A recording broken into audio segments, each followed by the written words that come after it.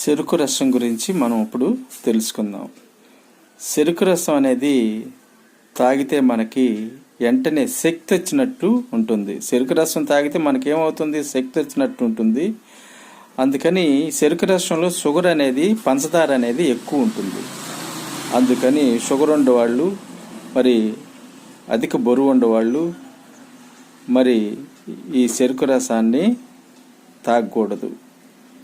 మరి తాగొచ్చు కానీ లిమిట్గా తీసుకోవచ్చు. ఏది షుగర్ ఉండేవాళ్ళు, అధిక బరువు ఉండేవాళ్ళు మరి ఈ చెరుకు రసం అనేది తక్కువ మోతాదులో తీసుకోవాలి. అయితే ఈ చెరుకు రసం అనేది బళ్ళ మీద పెట్టి రోడ్డు పక్కన అశుభ్రమైన ప్రాంతాల్లో తీస్తూ ఉంటారు. మరి ఈ అశుభ్రమైన ప్రాంతంలో బండి మీద పెట్టి తీసే చెరుకు రసాన్ని మనం తీసుకున్నట్లయితే మనకి మరి ఫంగస్, బ్యాక్టీరియా, వైరస్ల ఇన్ఫెక్షన్ వచ్చి ఫుడ్ పాయిజన్ అయ్యే అవకాశం ఎక్కువ ఉంటుంది.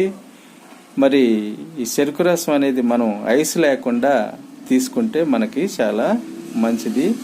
అశుభ్రమైన, శుభ్రం లేని చోట తీసిన చెరుకు రసం తీసుకుంటే మనకి మరి ఇన్ఫెక్షన్స్ వచ్చే అవకాశం ఎక్కువగా ఉంది.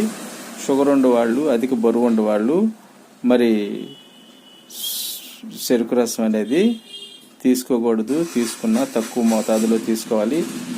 అశుభ్రమైన ప్రాంతాల్లో తీసిన చెరుకు రసం తీసుకున్నట్లయితే మనకి viral infection, bacterial infection, hepatitis B అనేకమైన ఇన్ఫెక్షన్స్ రావడానికి ఎక్కువగా ఉంది. అందుకని పరిశుభ్రంగా ఉండే చోట తీసే చెరుకు రసం తీసుకుంటే, అది ఐస్ లేకుండా తీసుకుంటే మన ఆరోగ్యానికి చాలా మంచిది. ఇది చెరుకు రసం యొక్క కథ. Thank you. Please subscribe and like. Thank you.